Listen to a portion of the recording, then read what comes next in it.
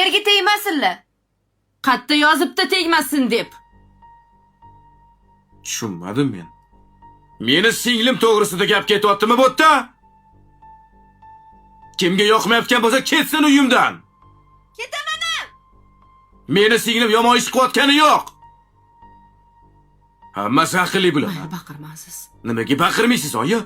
Gapirayotgan gapini qarang. Buni gapirayotgan gapini qulog'i eshitayotganmikin buni?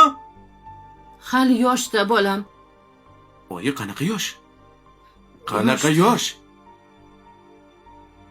Turmushga chiqadigan ko'p-katta qiz.